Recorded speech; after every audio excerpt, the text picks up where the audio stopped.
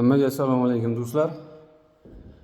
Xo'p, mana shu hozir hovlida ishlarni kushkalarni podrezitnik o'rnatishlarni tugatdim. Xudo xolasa bugun yaxshiroq qotsa endi ertadan kelib rezetka включатlarini o'rnatishni boshlaymiz. Xudo xolasa u kadrlarni ham qo'yib boraman. Bu yerda do'stlar so'raganlar uchun televizor bo'ladi. Bu yerda 3 ta rezitsiya, bu yerda 2 ta rezitsiya bo'ladi. Bitta internet rezitsiya bo'ladi. Internet rezitsiyasi uchun mana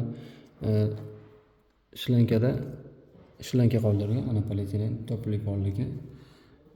2 ta kabel bemalol o'tib keladi. Xo'p, xullas, bu juda ham ommalashdi hozirgi kunda. O'sha boshlaridan shunaqa narsalar qilib kelgandik.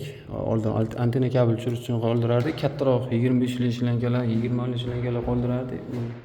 Buzib, o'yib, tiqib yotardik. Hozir Xudoga shukr, unaqa narsalar yo'q. Ingacha shlankacha pachkaturka qolib ketadi.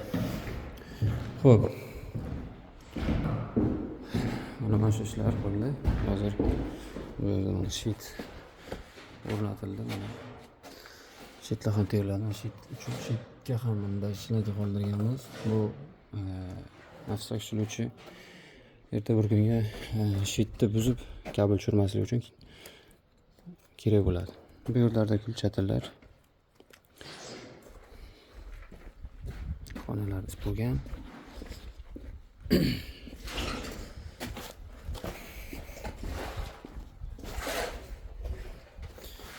Bu yerda mana ayvon. Kulchatilari, bu rezetka. Mana to'rttali shitimiz ham bor. Borlar uchun.